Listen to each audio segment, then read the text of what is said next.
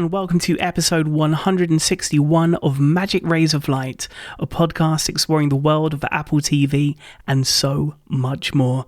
I'm your host, Sigmund Judge. I'm joined by my co-host, Mr. Devon Dundee, and, well, we've got a lot of Apple TV to talk about this week. So let's start this episode with a little bit of follow-up. We talked a lot of Apple intelligence last week, discussed particular concepts and concepts that were really based around contextual awareness. Something that Apple have noted they've had some difficulties with in recent months. We've seen some delays, and we hadn't really talked or really alluded to them at all. And I guess we should, because not only is it something that's important and prevalent in Apple's circles, with all of our concepts being mainly about contextual awareness, that could possibly mean that the next Apple TV 4K is delayed. What do you think? I think that's very possible.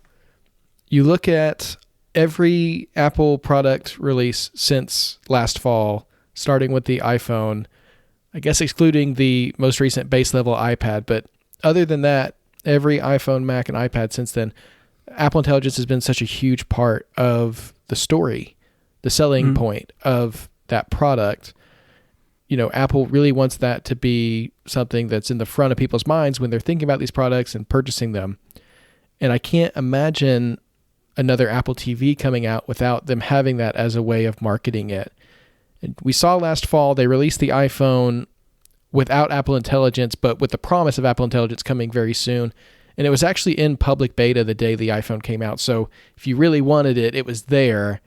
I just can't imagine them releasing the Apple TV hardware and then saying, oh yeah, but Apple Intelligence is going to come to it here in a couple months or next fall or however long it could take.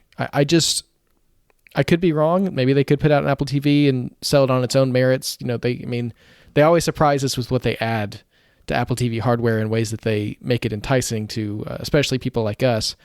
But I feel like personally, Apple Intelligence is going to be a part of that story. And because the personal context stuff has been pushed back, that just kind of pushes the entire stack of Apple Intelligence features back and any hardware that's relying on it. We heard a rumor about this with the home screen that we've been hearing about, you know, the home pad or whatever you want to call it. I think it's just going to be called Apple Home. But that device that you're going to put on your kitchen counter, your bedside table, that one seems to be very reliant on App Intents from what we've heard rumored.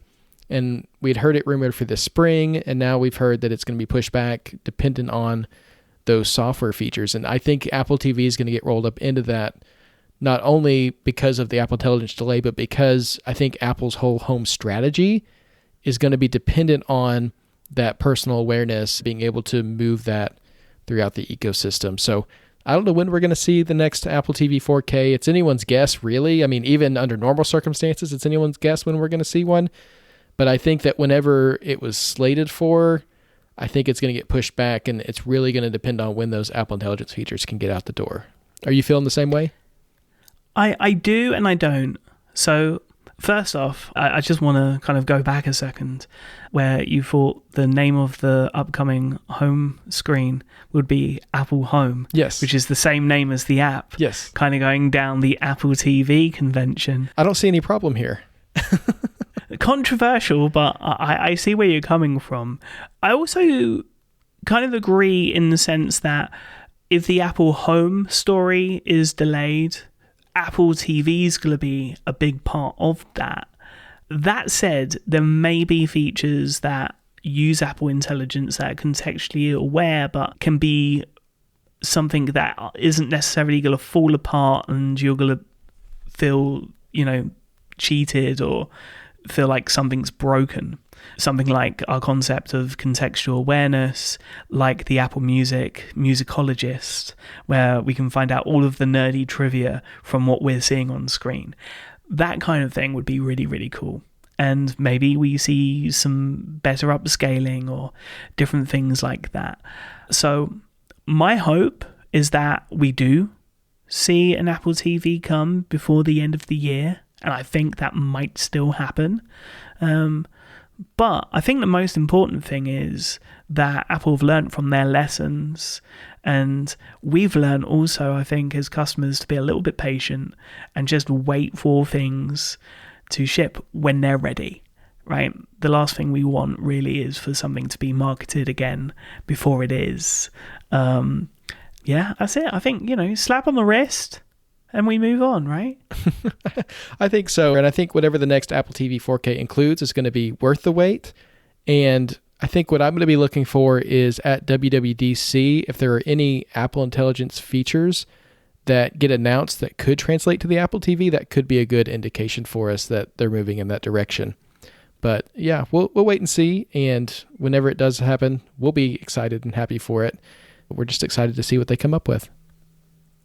Well, that's the nerdiness out of the way, because it's time for us to nerd on Apple Originals this week, including our recap of Spanish language drama comedy Love You to Death, some news on a much beloved returning show, of course, Ted Lasso, and tandem OLED TVs and adverts, but not the same TV. We'll get there.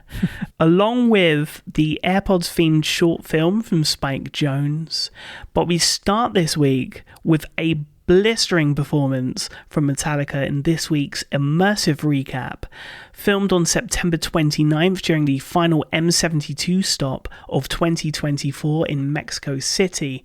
Apple Immersive Metallica features full performances of songs Whiplash, One and Enter Sandman, all captured exclusively in Apple Immersive ultra-high resolution 180-degree video and spatial audio, offering new and long-time fans of the band a first-of-its-kind experience.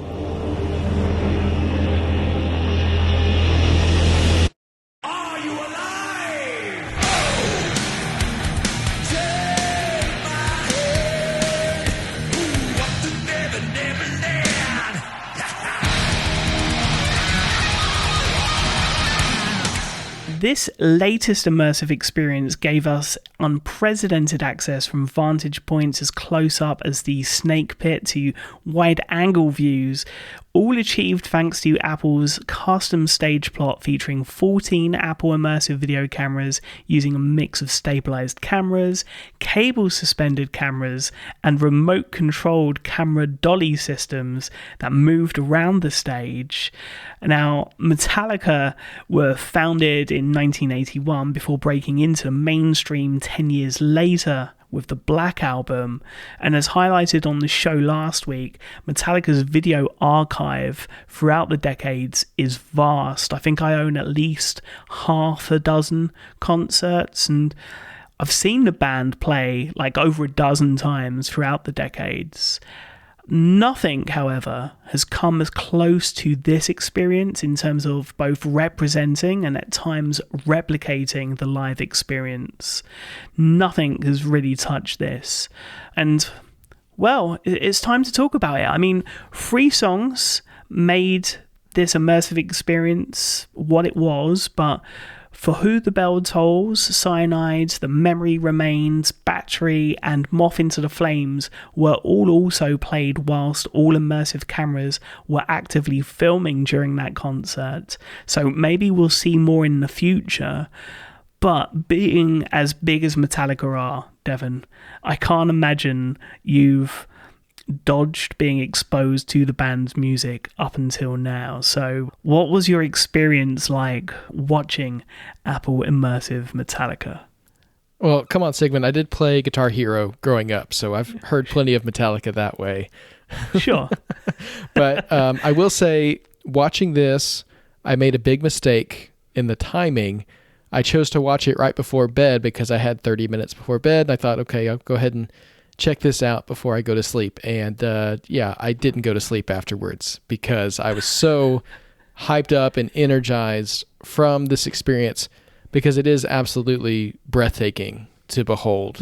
And I like what you said about it, in some ways replicating the live experience, because that really is what it feels like. It felt like I was at a concert for those 25 minutes, just experiencing these people who are so passionate about the music that they make and get to perform. And you get close enough that you could just see the looks on their faces. Even you could see in their eyes how much they love what they get to do.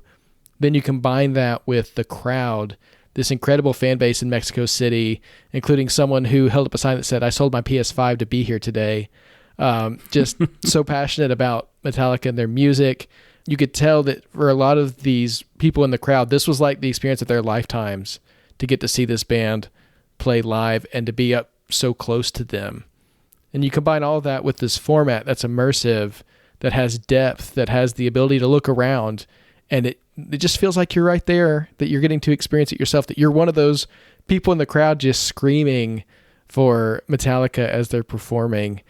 And it all comes together into an experience that it's just incredible. It was so well done. And even as someone who maybe isn't as versed in Metallica's kind of back albums and all the songs, I, of course, sang along with Enter Sandman, because you just can't not when Enter Sandman comes on. It really was just like, I felt like I'd been to a Metallica concert in so many ways, and I loved it.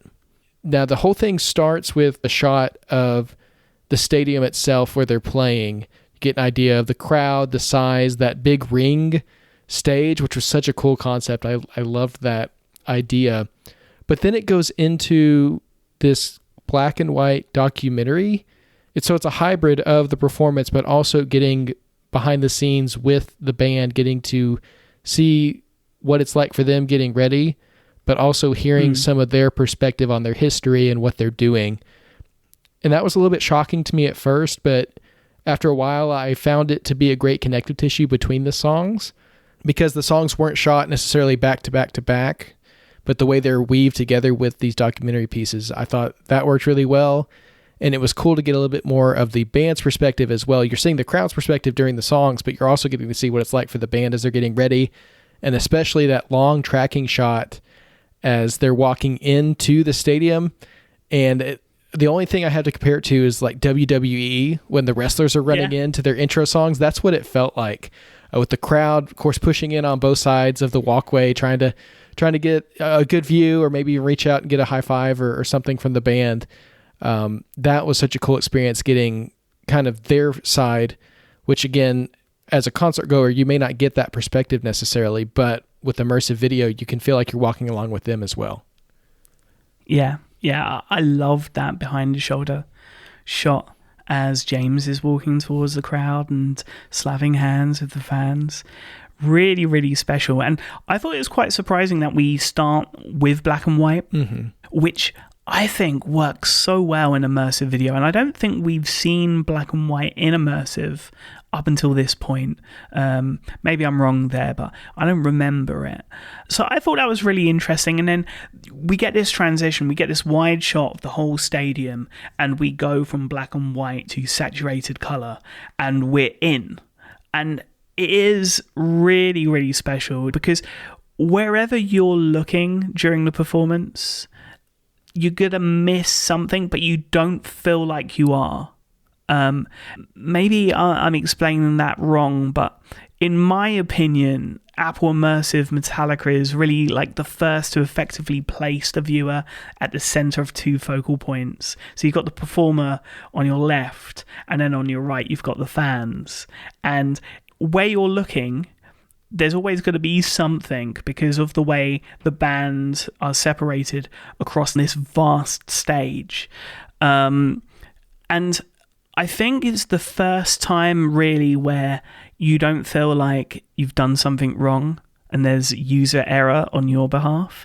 It just feels like, okay, the next time I watch this, and spoiler alert, I've watched this 5 times already.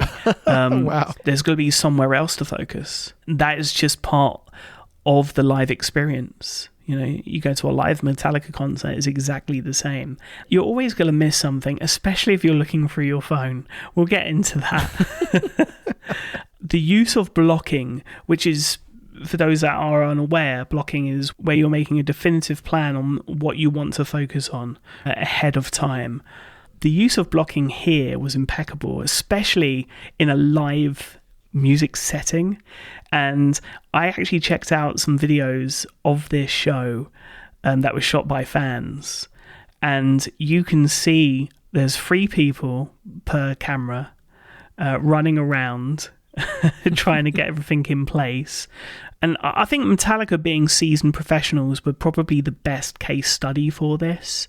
Although I was super, super surprised to see heavy music like Metallica's get that prominent spot. But maybe I shouldn't have been, given that they're a San Francisco band and probably the most famous. Lots of planning must have gone into this. Even if this was planned, because of how long Metallica have been in the business, none of it felt contrived in any way. You know, some of these shots didn't happen by accident. Even the point where Lars is throwing his drumstick to the crowd and that drumstick's like going over the camera, right? It's incredible, Devin.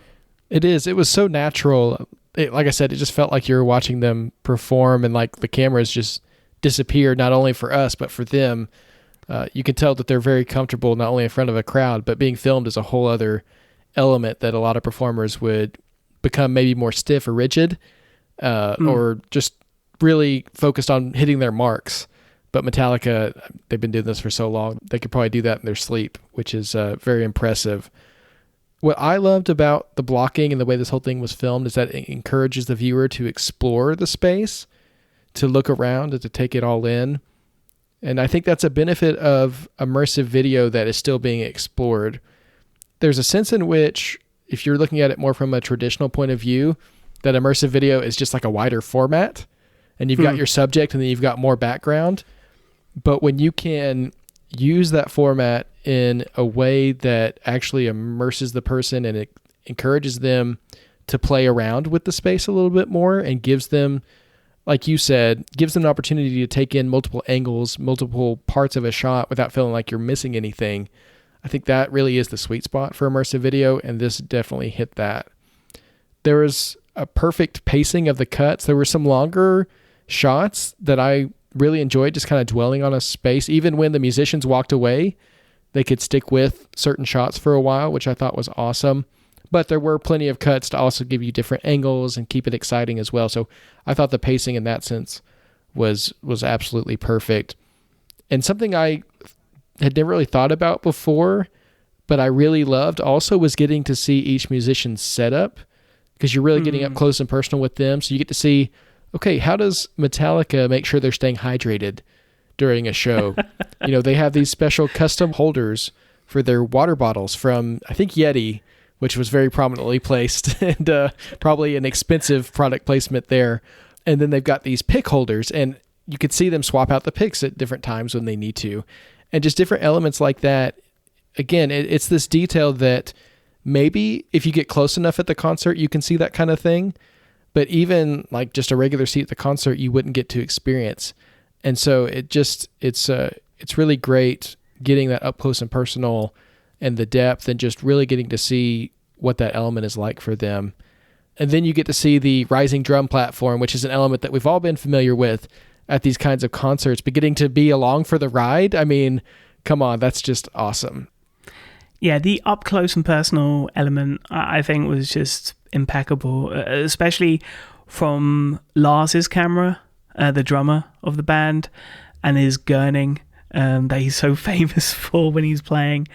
I attempted to peep over the Apple box where his drink was resting, and I couldn't, because of course this is an immersive video and not real life.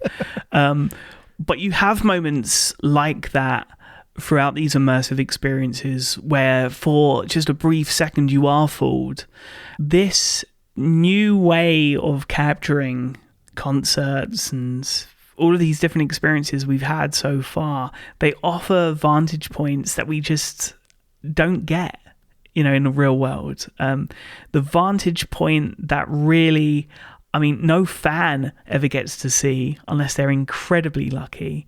And it's always fascinated me, actually, about, you know, how you're able to hit the drums with your sticks and then also in synchronicity be working the drum pedals for the bass drums.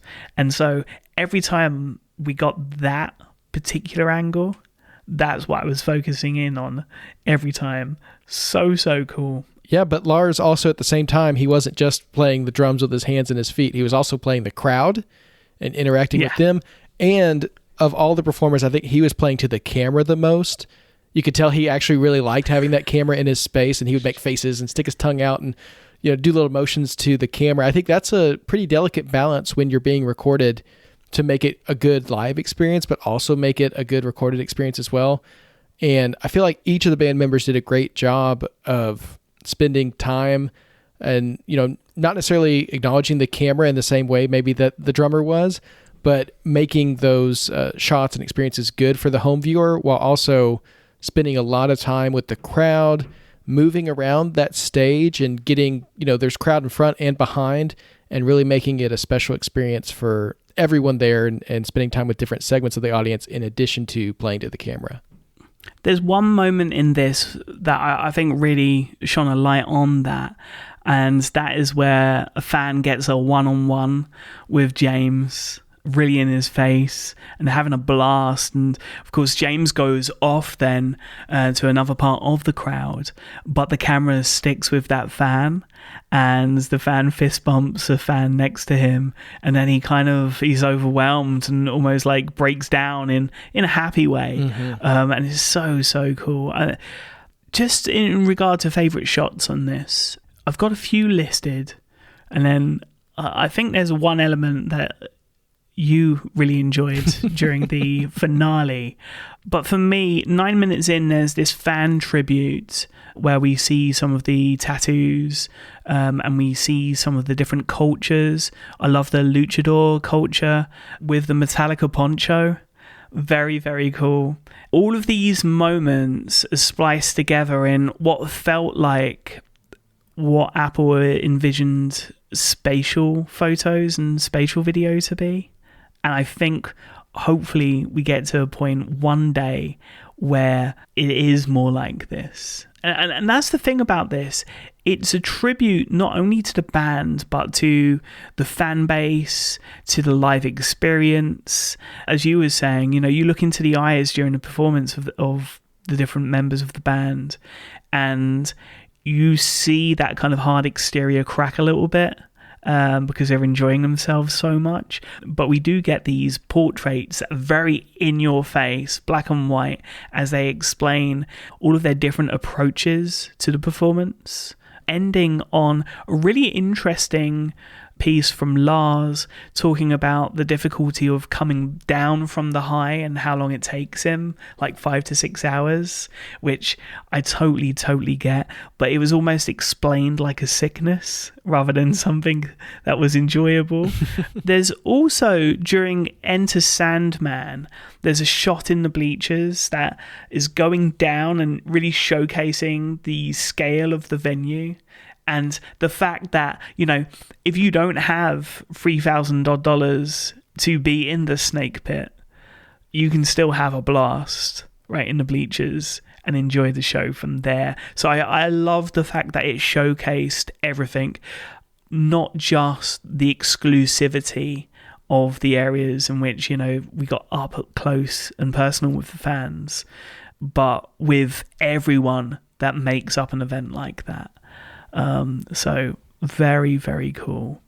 But it's time to talk about bulls. Yeah, so another group that we got to see a little bit more of during this show than I normally think we would is the security around the stage. And kind of, there's different people who fall into that job. Some of the people do it to actually listen to the music.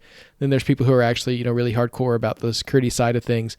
But one job they ended up with during Enter Sandman was they had to keep the beach balls gigantic. Talk about scale. These things were huge. Multiple people underneath them, shoving them and moving them towards the stage. And it was the security crew that had to keep them away from the talent as much as possible. There was a moment when one of the guitarists actually had to kick one off the stage back into the crowd and didn't even miss a beat. Like, you could tell they've had these things all tour and they're used to it and they probably love it. But, yeah, I loved that element of it. It's just another kind of, for us, visual element to take in as the band's playing. But for the crowd there, you just think about how they start moving as one throughout the music to kind of get these things around, and just going absolutely wild, having a great time. And I also love that it highlighted another element of the show, those security people who help make things happen, but also have to chase down some giant beach balls every once in a while. One of the things I really love about this also is, from that element, again, wherever you look, there's something happening, right? If you've ever been to a concert that's been filmed, you go back to that concert and you see if you can find yourself on camera. There's always a moment in this where people that are not necessarily the main focal point are in focus, and you can check them out. I also looked at this in a completely different way, exploring these scenes by pausing, right? And just really appreciating almost every still like it was still photography. And there's also that window mode on Apple Vision Pro for immersive video, where you can peer in, that we discovered, I think it was in Vision OS 2 when it was in beta. And I watched this once, start to finish in this way. I couldn't resist but think about how immersive video could be brought to traditional screens one day, like physical screens as opposed to something that you put on your face.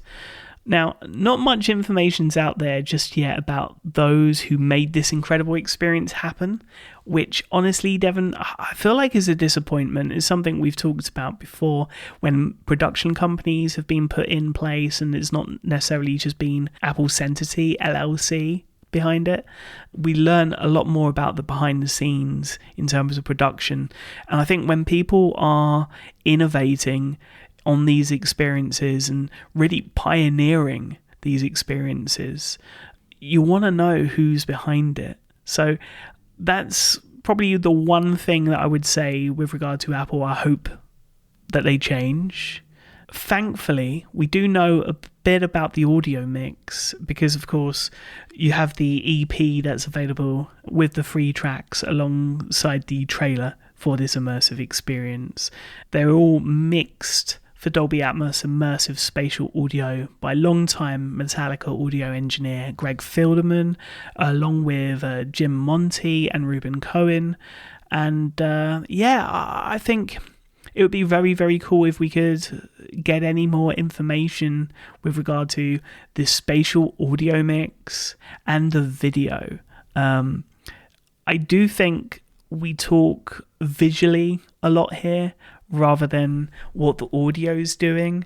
This is just an amazing audio mix, but of course Metallica's production throughout their tour is impeccable anyway, and you hear that with every mix that's available for all of their concerts on CD after the fact. So that is super, super cool. And this was so good that as a Metallica fan, I'd like to part my money in order to keep this experience permanently, rather than it disappear into a vault somewhere a decade from now. I think that's the one thing for me. I love all of these experiences that have come to us so far, but when you're dealing with bands and other popular properties with a massive fandom, you wish there was a way in which you could keep it forever. Yeah, I think preserving this is going to be important, and just like Metallica's other concerts, this could be something people talk about, 10 or more years from now. And one thing that Apple hasn't really figured out yet is monetizing immersive content. All of this kind of comes free with the device right now. It doesn't even require an Apple TV Plus subscription. So, the rights to this, however long they last, when they lapse and have to be renewed, what's going to be the incentive to hold on to it, and I hope that it is there, and that if not, then there's a way to purchase it individually and save it to your library for future reference too. I think that's something that we'll see figured out as immersive video continues to grow, and as Vision OS as a platform grows and has more of a user base. But for now, that's definitely a question mark and something that we want to see addressed at some point. Yeah, and I guess The question is, with the ability to relive concerts in immersive, do we really need to film the whole thing on our phones? These experiences, should they become popular, and I can't see why they wouldn't, I think could bring us back to enjoying a concert the way we used to. And maybe that's old man shouting at cloud kind of syndrome, wanting to go back to the way things were before smartphones. I'm sure Apple are really, really happy to see all of their phones displayed. But, yeah. No, I don't think that's old man yelling at cloud at all. When I go to a concert, I take a few photos and videos, but for the most part, I just want to be in the moment. And I think if I knew a digital version of that concert was going to be included with my ticket that I could go back and watch later, maybe that would encourage people to film less. But I don't know. I guess there is also just that element of wanting to record your own experience and see that, which we definitely saw in the video. Tons and tons of iPhones filming the stage as Metallica was performing. Overall, I'm just going to say it's an impeccable performance from a band that clearly loves the music almost as much as they love the community they formed around it. I love that line where the lead singer pointed back at the stage and said, "This is Metallica," and then pointed out at the crowd and said, "This is Metallica." I thought that was really beautiful and just an awesome experience that I highly recommend. Of course, anyone with an Apple Vision Pro, check it out in full, but if you don't have an Apple Vision Pro and you get the opportunity, check it out as a demo at the Apple Store, because this is a concert you don't want to miss, and it's going to get your heart racing the same way it did mine, and it's such a great experience. Yeah, easily my favorite representation of the band. It's dedicated fans, live performance, and heavy music to date. Really, really special. And I think for those that aren't into heavy music, they watch this and they will totally get it. They'll understand the experience. I think it really does resonate, and it puts the hairs on the back of your neck up. And yeah, you won't be sleeping. The adrenaline's definitely pumping. Anyway, Apple Immersive Metallica, now available on the Apple Vision Pro and as part of in-store demos. And, if you were as lucky as some in LA just this past weekend, who knows, maybe a member of Metallica will show up, as happened at the Grove Apple Store in Los Angeles this past weekend. So cool. Well, that was our immersive recap for the week, but the OS betas continue to roll out, including for tvOS. Sigmund, we got a beta update this week. Anything interesting for Apple TV fans in the betas this week? Yeah, in regard to tvOS 18.4 Beta 4, changes in the order of aerial options. So, the things that I would notice. Landscape moved to third option, and underwater moved to the second option. But more importantly, accessibility. The rotor options have added a Braille table option, which is very, very cool, and a long time request now fulfilled. Interestingly, when it comes to iOS 18.4 Beta 4, it's removed the shortcut actions for Apple's TV app, introduced just the week prior in Beta 3. Hopefully, we'll see these return in the near future. But yeah, overall, I think a pretty positive update when it does become public. And I think we're pretty close to a public release now.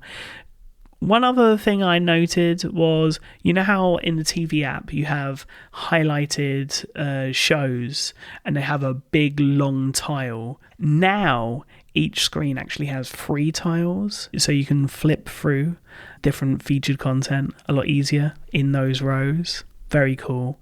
But yeah, just small quality of life improvements. Hopefully not too long until everyone gets to check it out, but if you're in the public beta, you're able to experience it already as well. Now, something that we got a little bit excited about, a few weeks ago, we mentioned Sonos and their reported plans to launch an Apple TV competitor, which, as much as we are Apple TV fans, whenever there's competition, you get excited because, of course, competition spurs innovation, and that's what we always want to see from Apple and others, pushing each other. That said, a little bit of sad news with regard to this purported Sonos venture. Yeah, unfortunately, we found out this week that Sonos have reportedly shelved their plans for an Apple TV competitor. The news was announced by the company's leadership during an all-hands call last week, as first reported by The Verge's Chris Welch. The product was already deep into development and had spent months in beta testing, but it also seemed to have its focus set on offering a developer-friendly platform for the big screen, which would have been, of course, welcome competition for the Apple TV. We would have loved to have seen that. I think that's part of why we're so disappointed by this. Interim CEO Tom Conrad continues to reprioritize the company's future roadmap and told employees that a push into video from Sonos is off the table, quote, for now. So I guess there's a possibility they could revisit this at some point. It seemed like they were pretty far along and had some cool concepts, including HDMI ports in the device for pass-through, which is something we've talked about potentially coming to some version of the Apple TV at some point that we'd like to see. But for now, I think it's understandable. Sonos, the company's still kind of recovering from the whole app debacle, trying to refocus and make sure that they're not overextending themselves as they're recovering. Probably the right move, but if they ever decide to revisit this, I think we'll be very keen to see what they come up with. And of course, listeners will be the first to know. Interesting, when I was having some conversations about this, we've mentioned previously that a couple of developers that we talked to had been approached by Sonos in some shape or form. And so there was some excitement there, I think, from a developer-focused point of view.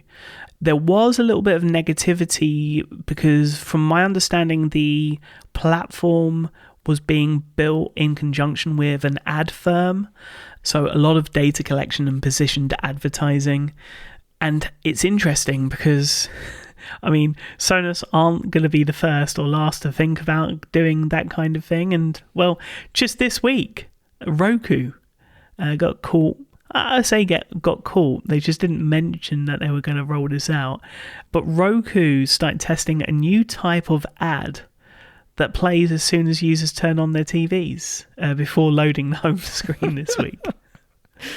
And I don't know what the senior members of the team are thinking over at Roku with regard to this, but of course this wasn't met with a good reception. No, not at all. People talking about if this does end up sticking, switching to Apple TV, which is a platform that has the best performance in terms of privacy and lack of ads. But I just can't imagine the experience of having this happen for the first time. You turn on your TV and, some trailer for some show you never heard of starts playing. I mean, I would be outraged. I think I'd just unplug my TV at that point. Absolutely wild. These ads are supposed to be skippable, but some users are currently saying that option's not there. But either way, I turn on my TV. I'm not turning on my TV to be advertised to. I'm turning on my TV to watch something, and anything that gets in the way of that is going to upset me. Yeah, the trailer in particular was Mona 2. So every time you turn on the Roku Philips TV, you got to watch the Mona 2 advert before you can get to your game or watch your Apple original television series or film. Yeah. Wild. That would not sit well with me.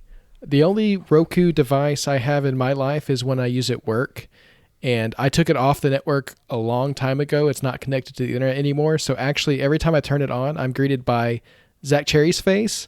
It's an ad for a Peacock show that he did a long time ago. And because the TV is offline, it can't download any new ads. And I kind of chuckle, and I actually enjoy getting to see Zach Cherry on my home screen when I turn on that Roku TV. So I guess that one worked. But seeing Moana 2 the second I turn on my TV, no thank you. I mean, it's a choice. Zach Cherry, every time you turn on your TV. I'm sure he'll be happy to hear about that. Some more positive news from the world of TV. We talked about this, I'm trying to think, at the end of January with CES, about the first ever tandem OLED TVs. Tandem OLED, of course, is display technology that everyone has been raving about, especially following its debut on last year's iPad Pro models. Yesterday, when I was watching The White Lotus on my iPad, I kind of took a step back and marveled at just how crisp and detailed the colours are, and then just how black and non-existent the blacks are.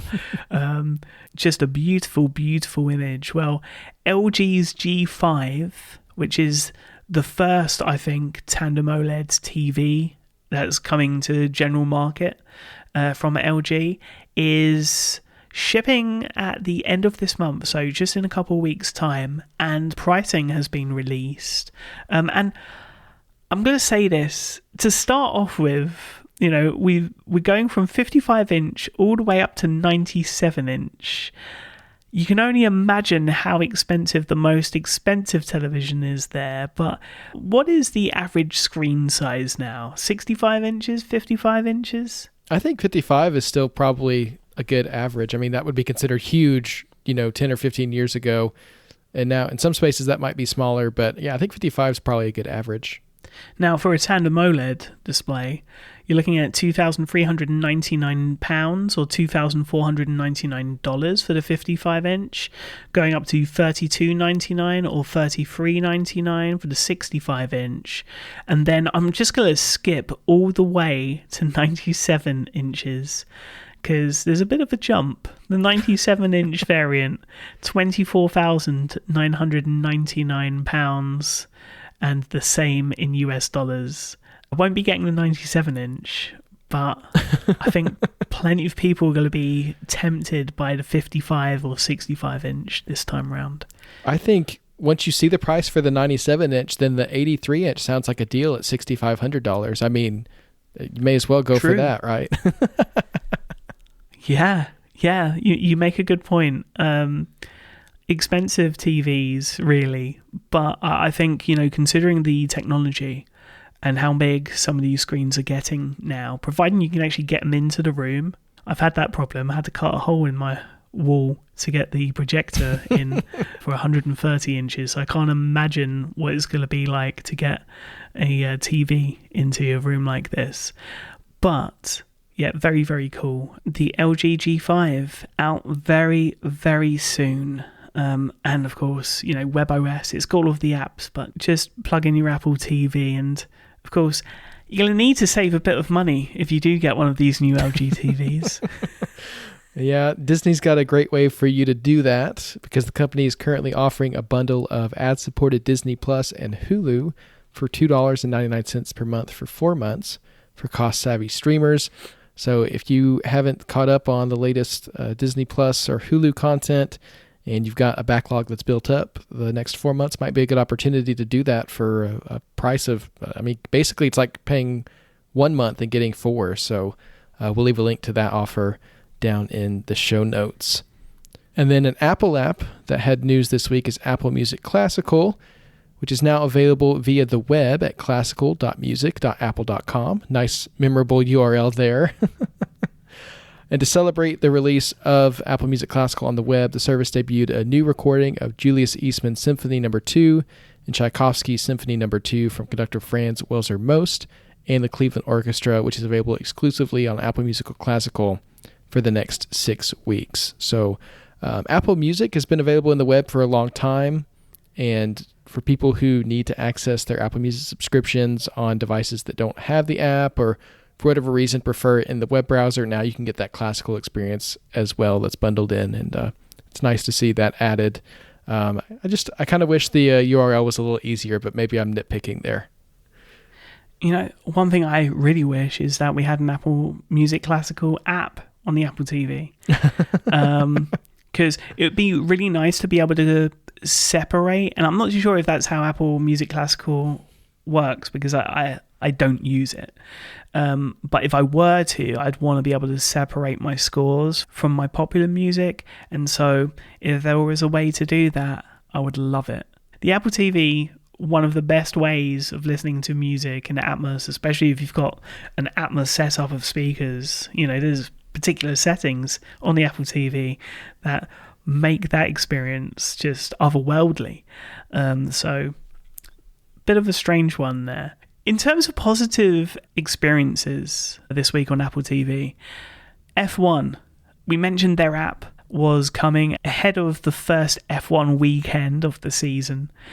I got to check this out, both in the practice and then for the race itself. And I gotta say, Devon, if you've not checked this out, I highly recommend just getting a month worth of checking this out. I'll be honest, Formula One and racing, my family are racing nuts. My grandfather drove the Nürburgring, the old version. This is a sport that kind of passed me by a little bit. But what F1 have done is they've introduced the best sports app in terms of UX we've seen so far for multi-view. Truly incredible work on Apple TV. Options for the international broadcast feed, a tracker to see where everyone is in real time on a top-down map of the track. There's a data channel. There's live feeds from each driver's cockpits with picture-in-picture and 6 different layouts available, including the quad box. All in 4K HDR, 50 frames per second. Super, super cool. Just need SharePlay support to make it complete, really. But yeah, for fans especially, but even for non-fans, really, really impressive. And I think I may just stick with this subscription. Who knows, I may end up being a big F1 fan in a few months' time. Maybe as soon as June 23rd, Devon. I wonder what could be significant about that date, Sigmund. Well, I'm looking at my notes here, and it looks like that is the day that the F1 film releases in IMAX. And this week we got the first full trailer for F1. 30 years after an accident nearly ended his career, former F1 superstar Sonny Hayes is recruited to help save the struggling APXGP team alongside hotshot rookie Joshua Pierce. But as the engines roar, Sonny's past catches up with him, and he finds that in F1, your teammate is your fiercest competition, and the road to redemption is not something you can travel alone. Some people look at Sonny Hayes. They see a guy who lives in a van, a gambling junkie who missed his shot, the best that never was. But I see possibility. And if you don't love me now, we'll never. My rook is a phenomenal talent, but he's young.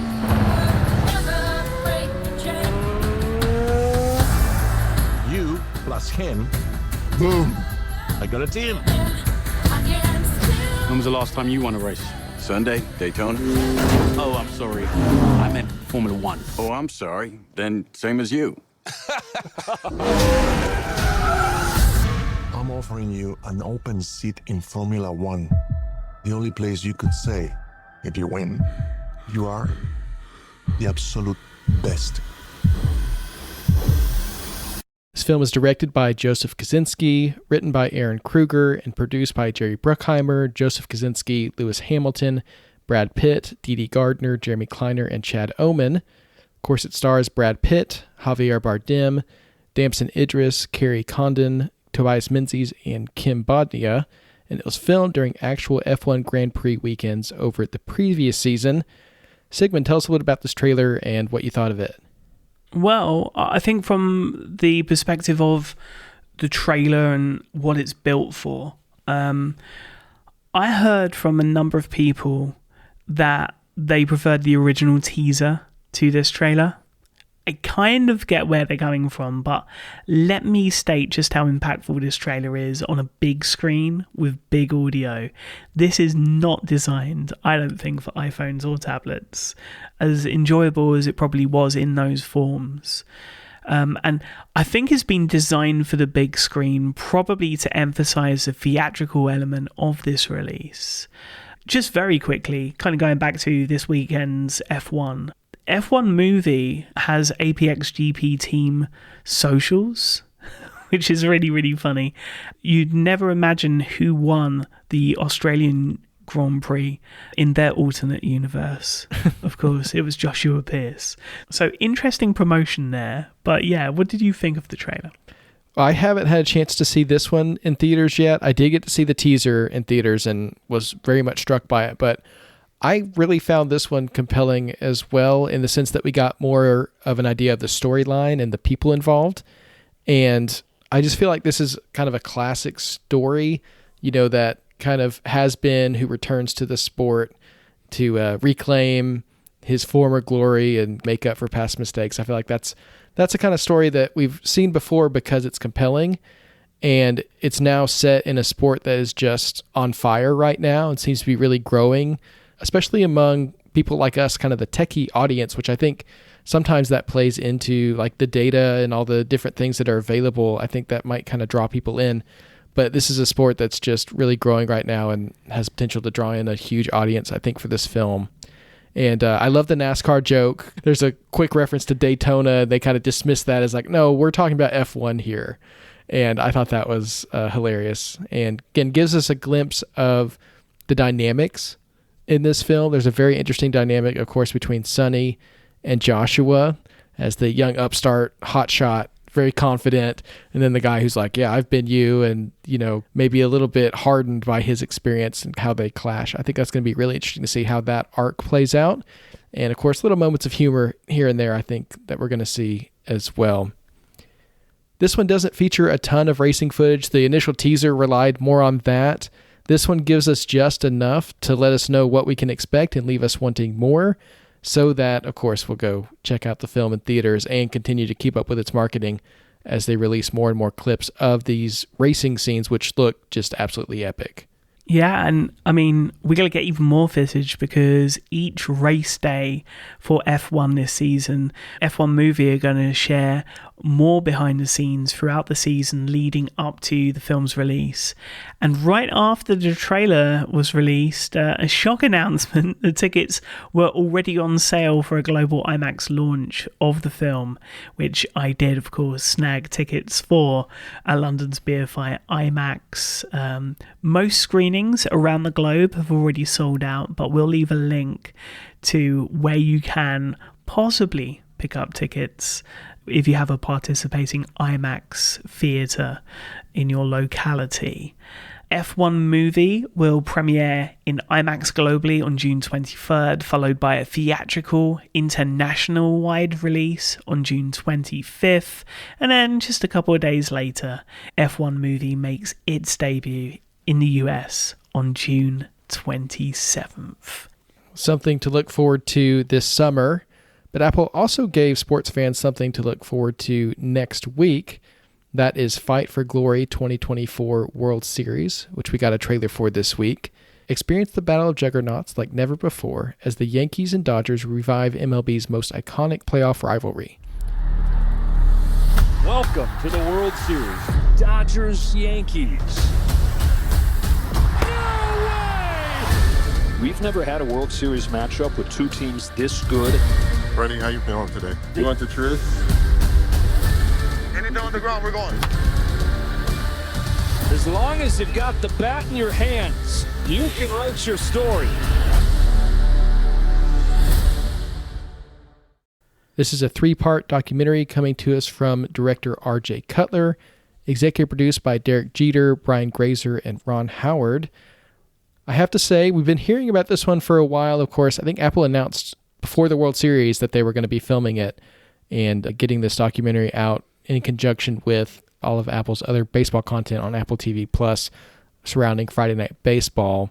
I have to be honest, going into the trailer, I'm not a huge baseball fan. I wasn't super invested in the World Series last year, but watching this trailer and seeing how it all played out, the way they captured the story, and it really is, a true story arc that plays out throughout this World Series.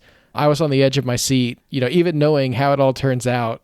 They structure it in such a way, it's so dramatic. Depending on which side of the game you were rooting for, it's either a triumph or a tragedy. Either way, I think this is going to be a really interesting 3-part documentary that comes to Apple TV Plus next Friday. Yeah, for those that don't follow, it was a whitewash, unfortunately, for Yankees fans.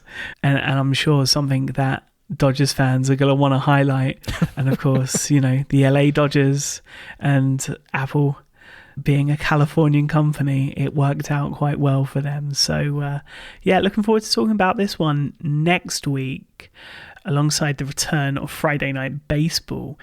But we also got another trailer. This one is a celebration because it's not everyone but John Hamm, it's everyone and John Hamm now on Apple TV Plus. Your Friends and Neighbours sees Andrew Cooper, a hedge fund manager, still grappling with his recent divorce, resorting to stealing from his neighbours' homes in the exceedingly affluent Westmont village, only to discover that the secrets and affairs hidden behind those wealthy facades might be more dangerous than he ever imagined. How are the kids? They're fine. Wife? Ex-wife. I gotta deliver some bad news. You're fired. What? I just need to know how long I could float on what I got. 6 months. Rich guy loses his job, turns to petty crime. That's stupidity. Maybe it's just desperation. It was your job to fight for Mom, for us. How did everything go so wrong so fast? This comes to us from Apple Studios and Tropper Inc., created, directed and executive produced by Jonathan Tropper as part of his overall deal with Apple TV+, starring of course the aforementioned John Hamm, Amanda Peet, Olivia Munn, Moon Lee, Mark Tolman, Len Hall, Amy Carrero, Eunice Bay and others. Devon, what did you think of this? Was it worth the wait? And I know we're not including that cameo in the morning show. No, this is John Hamm's true entry onto Apple TV Plus as a leading man, and he makes a great leading man, right? I mean, he's John Hamm, and basically it seems like in the show he's just playing John Hamm, right? This is a very him character. It's the perfect role for him, and not that he's not trying, but it's just a very natural fit, I think, this role for him. And, the voice, the mannerisms, it's just perfect for Coop here. And I think this is going to be a great role for him. I love the contrast immediately that we get between his seemingly lavish lifestyle and this caper element, which, you hear the description and I'm not sure exactly how it's going to be portrayed on screen, but it really does feel like he's just like a bumbling robber that's just stumbling into these people's houses and taking things that hopefully they won't miss for too long, and kind of quickly realize that he's in over his head.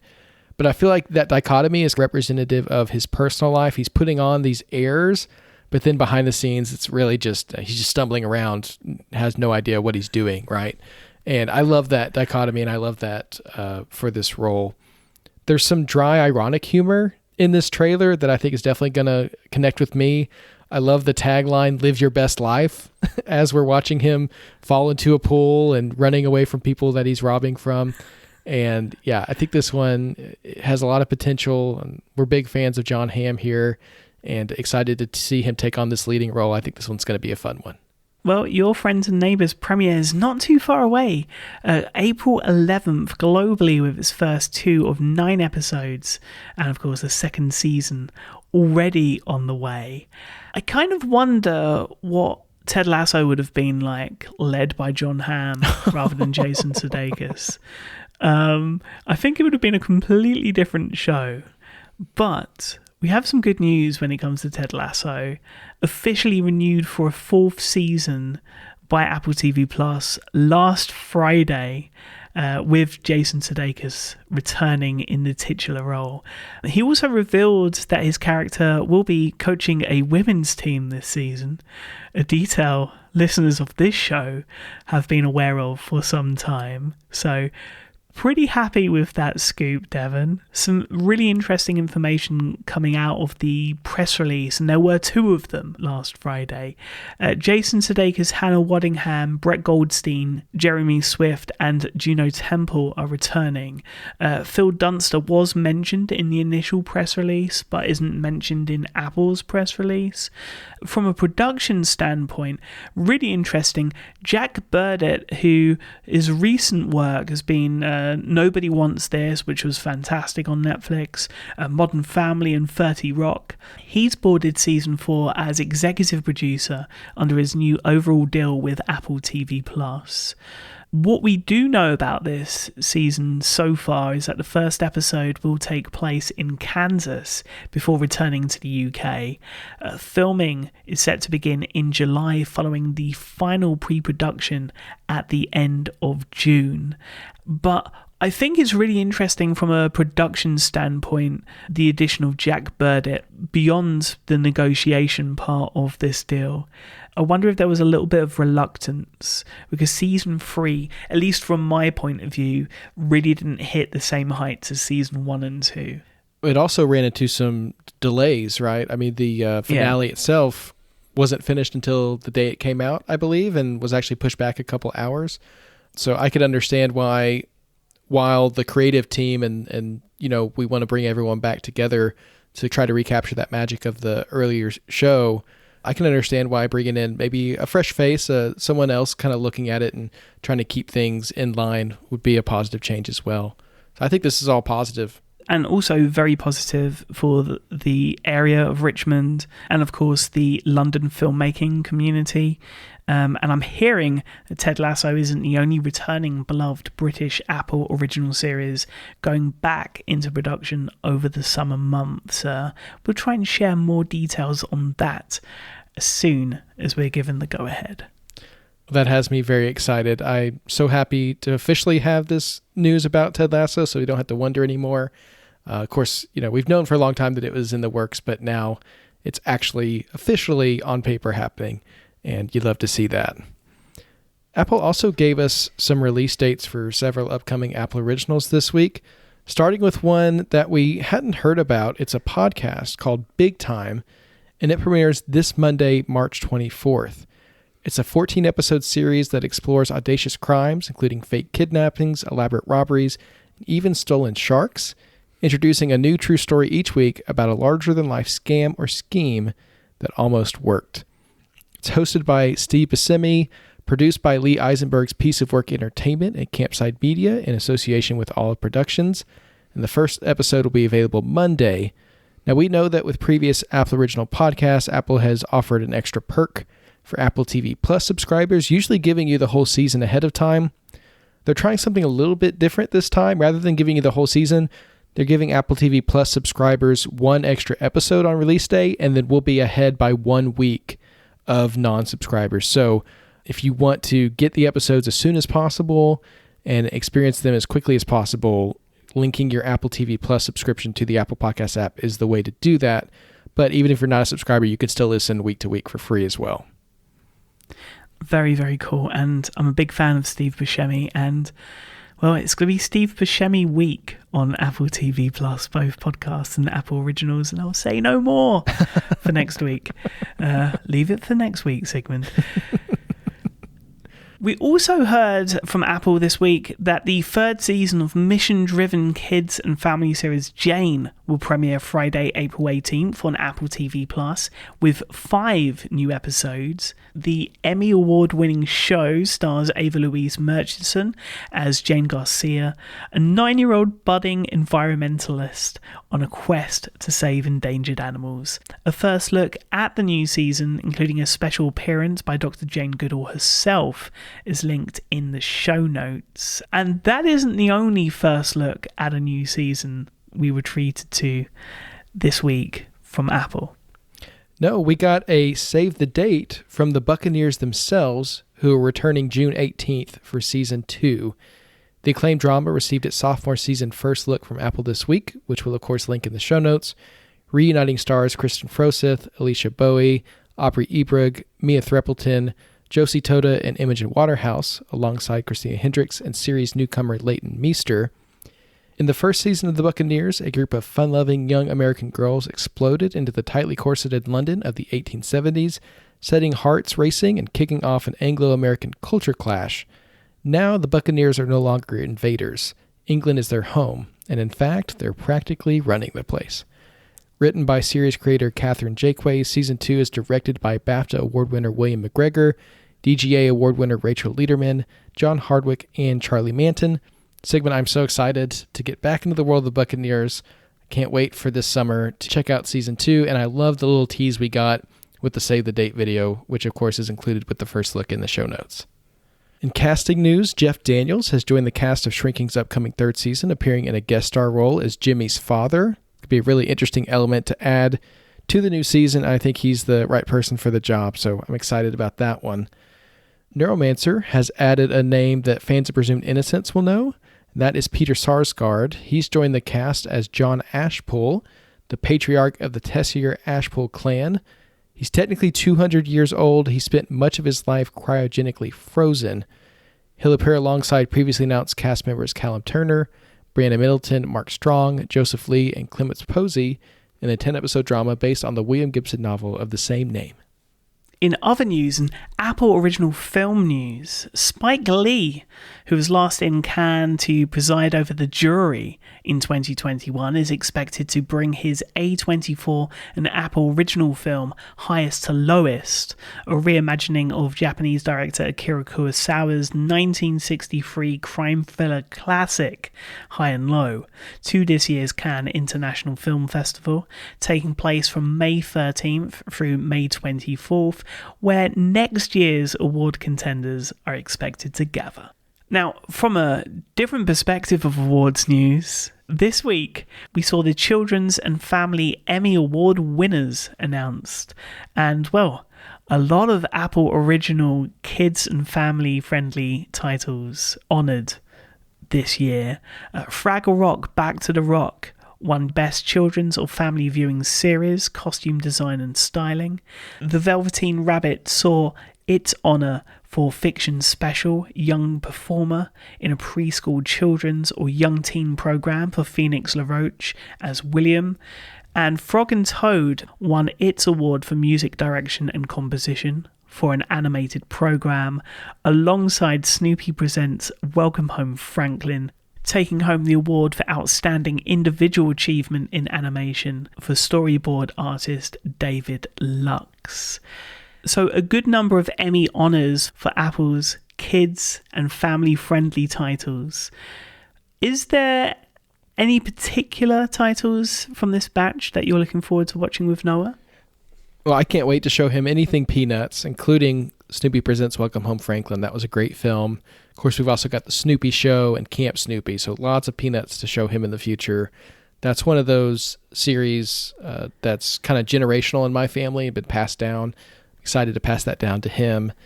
And also the Velveteen Rabbit. That's an amazing Christmas special that came out a couple of Christmases ago, and I really loved it. I found it really touching, and I love that relationship between a child and their toy. And I think you hope that your children could have those kinds of bonds with some of the things in their lives and have that imagination as well. So I'm excited to watch that one up. Maybe he'll be old enough this Christmas to watch that with me if he'll sit still. We'll at least put it on and see what happens. Well, there's plenty of reasons for the rest of us to sit still this week, with this week's Apple TV releases, beginning today with the penultimate episode of Mythic Quest's 4th season and a new episode of Berlin ER. Friday, of course, sees the finale of Severance, number 5 on the Nielsen chart with a record 681 million minutes viewed, 40% of which are coming from the first season, which is interesting. The minutes are going to kind of pick up again because this season finale is 1 hour and 15 minutes, which might mean that I don't set an alarm for the first time and I watch this after breakfast. So I'm going to have to stay away from socials. That said, maybe I will make the extra effort. I wish that this released at a time where I could gather my friends together, but I'm so worried about finale spoilers. On your side of the pond, things release at a more decent time, not 2 a.m. Well, I will say the spoiler anxiety is so real this season. I feel like with season 1, we kind of got away with it because it hadn't quite blown up to the point that it has now. There's no way I'd be able to avoid spoilers personally, so my plan is the episode comes out at 8 p.m., which just happens to be the time that Noah goes to bed. So as soon as he's in bed, I'm probably going to grab like a warm drink, try to help myself stay awake, not only because I've got to watch Severance, but then I have some work that I do on Thursday evenings as well. So I'm going to be up watching it probably on my iPad Pro with its nice XDR screen. I can't wait to see what they have in store for us for this finale. I can't wait. We also see the premiere on Friday of Bear Brick, this new music-focused animation featuring the Medicom Bear Bricks. Very, very cool there, alongside music from Timbaland. And we get new episodes of both Surface and Dope Thief, which is now number 3 on the Apple TV Plus charts. And this is quite an episode after what I think was a great 2-episode premiere last week. So if you've not yet checked out Dope Thief, do not sleep on that show. Saturday and Sunday, of course, sees another week of MLS Season Pass kickoff, with Sunday Night Soccer available to all this week, featuring Austin versus San Diego. And on Monday, we see the premiere of Big Time, the new Apple original podcast series starring Steve Buscemi, and a bunch of extras, starting with Someday, a short film directed by Spike Jonze. This is a really fun one. Of course, listeners will be familiar with Spike Jonze's work with the Beastie Boys on BMX and films being John Malkovich, Adaptation, Where the Wild Things Are, and Her, a film that we talked about quite a bit on this podcast in the past.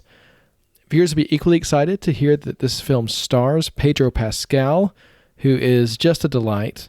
It features the song Contacinio by Katara de la Fuente, and Perfect by Sam I, with Trap Killers featuring Bia and MC Pikachu.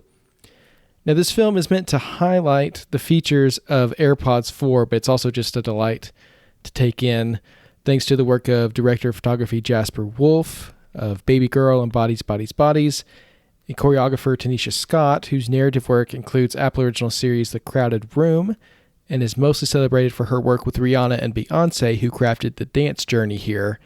I think journey is the right word for it, because this film, it's short. It's like 6 minutes long, but it really does take you on a whole ride, led, of course, by Pedro Pascal and his pair of AirPods 4 with noise cancellation, which play a pretty big part into the plot.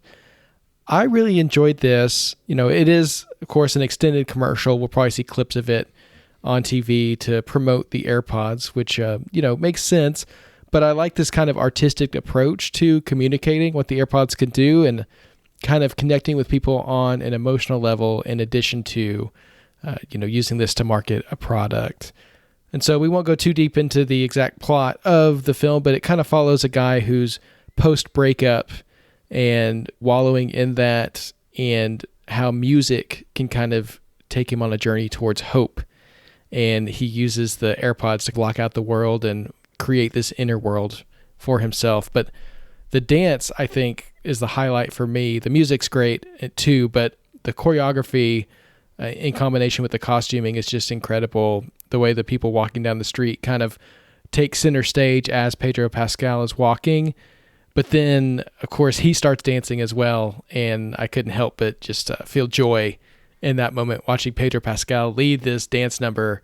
Looks like he's having so much fun. You know, he's kind of got that dad kind of energy as he's dancing, but it really works for this, and I think it's a lot of fun. I enjoyed it. I think it's worth checking out. You know, even if you already have AirPods or you're not necessarily curious about its features, I still think this is a worthwhile journey to take, and a great dance number. Yeah, and I think calls back to Jones's Welcome Home 2018 HomePod campaign, with some of the choreography as well, with dancers spinning and collapsing at the same time. Really, really cool. And I'm going to set a challenge for this week, actually, based on this. This week's challenge: put something on your AirPods and have a dance strut in public. Who cares about context? Be free. Who knows? Someone might capture it and you might end up in an AirPods commercial yourself. There we go. Other extras this week: Surface, Above or Below the Surface, Gugu Mbatha Raw's My Surface playlist on Apple Music, which is hidden, but we've linked it in the show notes. Stephen Colbert visits Gary Oldman in London to talk slow horses and so much more. A fascinating conversation there. That's, I think, around an hour long when you add all of the bits that were posted on the Stephen Colbert channel on YouTube. And then, of course, Severance inside the episode 209 After Hours, along with a fun Easter egg. When you go to Google and you tap in Severance, you get all of these blue balloons pop up, which is very, very cool to see, and just another example of really creative marketing for this series that we hope expands to other Apple originals in the future. Jason Sudeikis also appears on episode 129 of the New Heights podcast with Jason and Travis Kelce. And a personal pick from me, something I got to enjoy this week, Hans Zimmer in conversation with Rick Beato, who's a fantastic music YouTuber. If you've not checked him out, I highly, highly recommend you do. Some great knowledge, but some amazing conversations recently. This time, Rick meets at Hans Zimmer's studio and they talk about his career, including details on the Blitz score, which was really, really interesting given his approach, it being a non-conventional score. That was something that he designed for people not to want to listen to, and hence why it probably didn't get a physical release in the end. But yeah, very, very cool there, and if you have the time, I highly recommend checking it out. But last week, we saw the finale of Spanish language drama comedy Love You to Death. And well, if you've not yet got to the finale, a spoiler warning ahead of this conversation, we will be talking about what happens right at the end. So skip to the next chapter if you're not quite there yet. In 3, 2, 1. Okay. Following his heart cancer diagnosis, Cautious Roll reconnects with free-spirited and newly pregnant Marta. They resume a friendship that began in childhood, and in a relationship brought together by fate, begin to test their beliefs about love. Can the commitment-phobic Marta fall in love, and can Raul meet the love of his life? Before our spoiler conversation, here's a small clip. ¿Tengo cáncer? Esto lo vamos a pasar juntos. Que no me hacen quimio. La he liado de locos. ¿Estás embarazada? Mi vida no es como esperaba que sería a estas alturas. El amor lo puedes encontrar en cualquier esquina. Llevas toda la vida zurrándote películas románticas. Tienes la posibilidad y vas a dejarla escapar. Tienes que asustar al próximo que pase. ¿Qué haces? ¿Qué haces? ¡Es un fuego! Created and directed by Danny De La Orden, starring Veronica Echegay, Juan Amaragos, Paloma Malea, and Christian Valencia. When we highlighted the premiere of Love You to Death last month, Devon, we found it to be endearing and promising.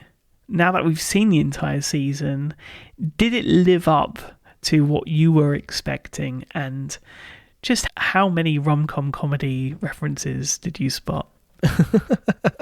It definitely felt like a part of its genre and kind of an homage to its genre, which I appreciated. I'll say I think it met my expectations while also sort of subverting them. It wasn't the show I was anticipating. I think when we originally talked about it, I kind of compared it to Platonic, and it's very much not Platonic in so many ways. While maybe the chaos of the humor is the connecting tissue there, it's very, very different. I found it to be a really touching, non-traditional love story. There's nothing about the beats or the arc of this story that fits any kind of mold. And while it does, again, fall into that rom-com genre, it also breaks some of those rules, I think, in certain ways, and kind of brings people together and apart in very non-traditional ways while they're dealing with the situations that I think are very atypical for this kind of story. So yeah, I'd say it lived up to what I was hoping it would be, but also pushed me past those expectations as well. Yeah, so very much a non-conventional story in so many different ways. Is that one of the things that really sets this apart from others? I think so. Yeah, I think that's what makes it unique. You know, we love rom-coms. There's a reason that they're such like popcorn watching, comfort viewing, why there's so many of them, right? I mean, it's a story that we're drawn to, and I count myself among those people as well. But for this one, I think it really stakes its own ground in the way that it features these off the beaten path leads and their bizarre situations that led them down a path that was so different from the typical rom-com, while sharing in kind of that beauty of still getting to see two people come together. And that's the thing that makes it, I think, approachable in a way that so many elements of it are just brush up against what we're used to. There certainly are some tropes that it falls into. You got the bumbling, over-supportive best friend who I loved, the sister who can do no wrong, the ex-girlfriend who just can't let it go. I mean, these are kind of elements that they've borrowed, but again, they put their own kind of twist on them, and the humor, I think, is off-kilter with each of those in a way that I hadn't seen before. And Raul and Marta are such atypical protagonists. They deal with their situations that are so foreign, at least to me, and the way that I would deal with that situation, that I felt like I was watching something I'd never seen before. I think every decision those two made, I was like, I completely disagree with what you're doing here. I understand why you're making the decisions you make, but you look at Raul, who gets this very serious diagnosis and is like, you know what? I think I'm just going to go back to work and not tell anyone, including my mom, including this new girl that I'm seeing. I'm just going to ignore it and hope that it goes away, or not really recognize it. And while that's understandable, again, I don't think that's the decision that I would make in that moment. And then there's Marta, who, living this very kind of raucous party lifestyle, figures out that she's pregnant and is going to have this baby, but kind of doesn't want to give up some of the the decisions that she's making and the way that she's living her life. Again, these people who are just so different from what I'm seeing on screen and so different from me. And I think that's what I really appreciated about it, was seeing that they could follow this unconventional path that eventually led them to each other. I watched this, and I'll be honest, the thing that I thought first and foremost was, in terms of the way it's shot and the way it looks, I didn't really perceive this as an Apple original, because Apple originals, even throughout the different genres, they have this kind of shine to them, beyond maybe a couple of gritty British dramas that we've seen from Slow Horses and Criminal Records. But even they have something a little bit special about them. This felt very much like something that I would otherwise see on a studio network. That said, there's plenty of reasons why this series is still an Apple original. And I wanted to touch on some of those with you. Yeah, I think it's interesting. I think it's a little different from some Apple originals. It seems like Apple picked this up pretty late in the process, like maybe after it was maybe even finished, because by the time it was announced, it was coming out pretty quickly. So they kept it under the radar if this was an Apple original in production. It was before it aired anywhere else, so it's not something like You Would Do It Too that kind of aired somewhere else and then got picked up internationally. And we've seen that happen with some Apple originals. This seems to be an Apple exclusive, but maybe not one that Apple was actually involved in the process of filming. It could simply be a local production play to up its percentages in Europe. We know that Apple's trying to get more local content. And I mean, it makes sense to try to pick up as many things as you can while keeping your standards high, of course. But, there's certain regulations that they have to stick with. Personally, I think it's more than just a percentage play, though. To me, this is a story about underdogs finding love in the most difficult moments of their lives. And it's dark and it's winding. It's not at all straightforward, but it reveals something about life and the relentlessness of love that really shines to me. I think it does have, maybe from a technical standpoint, it looks a little bit more typical and maybe not prestige. But to me, from a storytelling and kind of a takeaway perspective, I think this does have something to offer that you wouldn't find on a typical network show, and something that, to me, I can take away and hold on to and really feel like this is a story worth telling, which is, kind of the mantra that we come back to with Apple Originals. Anyway, that's kind of, to me, what it means.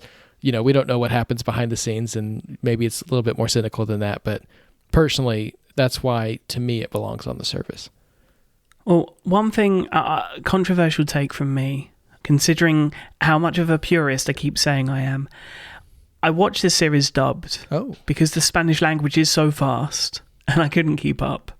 And it is quite a frenzied show in that regard. The ending, however, leaves a bit to the viewer's interpretation.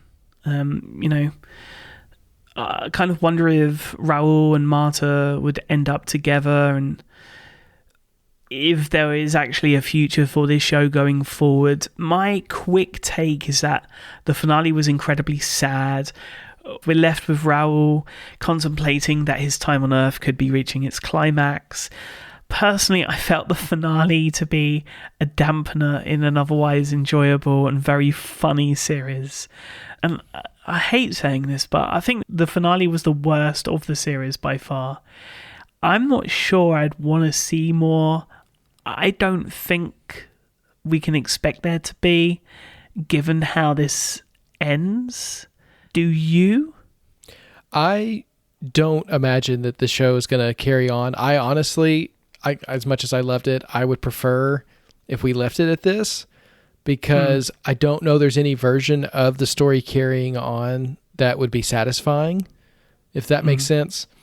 I totally get what you're saying about the finale being a downer, because it is Raul really coming face to face with the situation that he's in. And it's a very dark premise for a series. You know, as funny as it could be at times, that reality really does pervade it and comes to a head in the finale. Personally, I think the show had to go there, though, in order to really do justice to its premise. That being said, if this is a series or premise that someone doesn't find to be beneficial to them to be kind of immersing themselves in, that's totally understandable. You know, it's okay to leave a show behind even halfway through if it's not good for you. And I mean that for, anyone. There's shows that I've watched that, or films that I've found in the moment to be just not what I need in that time of my life. And I just left it, and that's totally fine. This show does go down a very dark route in terms of health and mortality and the intersection of that and love. And so the ending, it's open to interpretation how you think this turns out. You could certainly make the argument that Raul and Marta don't end up together because Raul doesn't survive. Whereas personally, the way I see the ending, and I hope that, again, I like the show to leave it here, because this is kind of how I like to think of it in my mind. I like to think that Raul and Marta did end up together, that, he did survive, and that love prevails. And maybe I'm a sucker for thinking that. Again, that's the rom-com in me, I guess. But I thought the ending, just the last literally like 30 seconds of the show, I found it really touching and something that I'm happy to carry with me.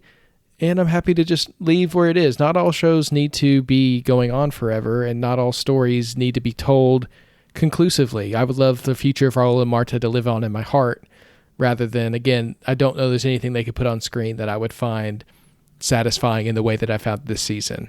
And so I'm happy to stick with it. I think this is a great addition to the Apple TV Plus library. I recommend checking out Love You to Death, also known as A Muerte. It is now streaming in full on Apple TV Plus.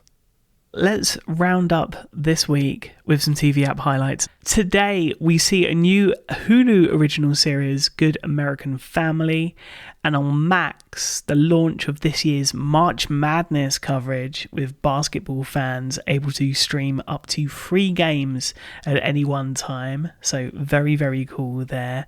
In terms of movies, new to streaming services this week, Exhibiting Forgiveness on Hulu, The Outrun on Netflix, Wicked makes its way to Peacock, and Sing Sing sees its debut on Max.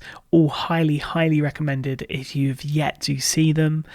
In terms of new films, Odessa, also on Hulu. Hulu having a bit of a week this week, Devon. It stars Sadie Sink, Kelvin Harrison Jr., Murray Bartlett, and Regina Hall, and looks stylistically pretty fun for a family film. Set in a post-apocalyptic future, Odessa is an original rock opera about a farm girl on an epic quest to recover a cherished family heirloom. with her journey leading her to his strange and dangerous city where she meets her one true love. But in order to save his soul, she must put the power of destiny and song to the ultimate test. I think this looks really, really cool. Stylistically, a little kind of like Scott Pilgrim meets fantasy. And I saw your eyes light up as soon as I said that, Devon. So definitely one to add to your watch list.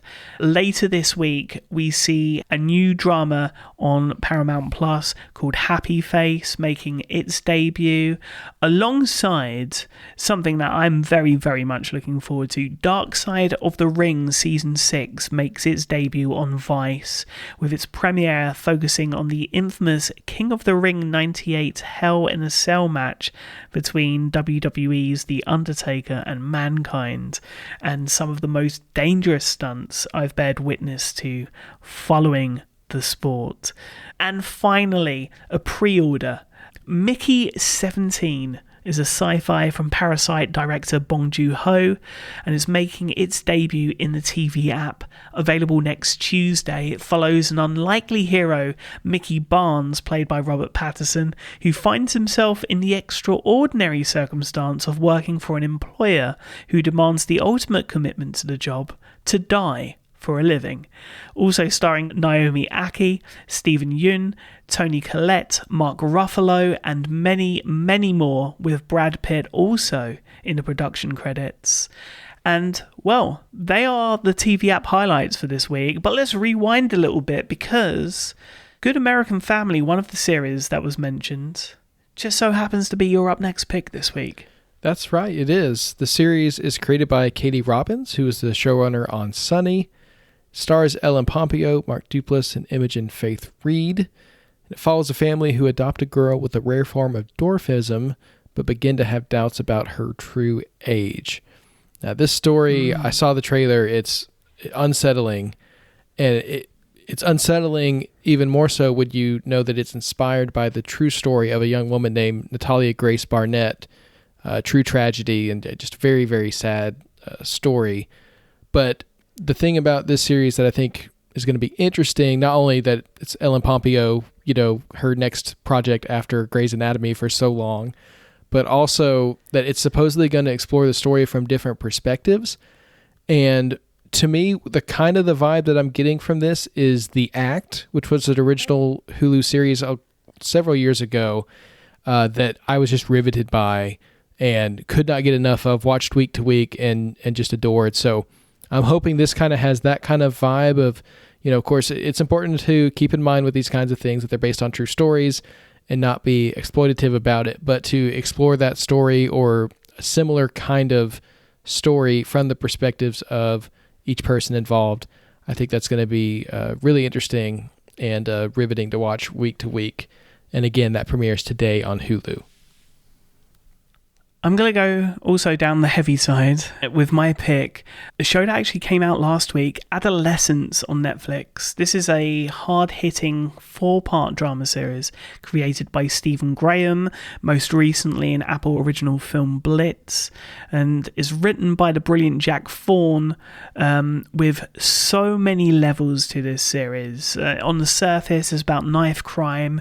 Over the past decade, the number of UK teenagers killed with a blade or sharp object has risen by 240%.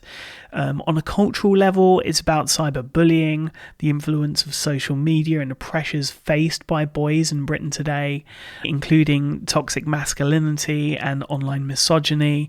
And on another level, it's about parenthood, right? As the first hour follows a father called Eddie, played by Stephen Graham, who's inclined to believe his son's purported innocence until he's confronted with footage of his son's frenzied multiple stabbing attack.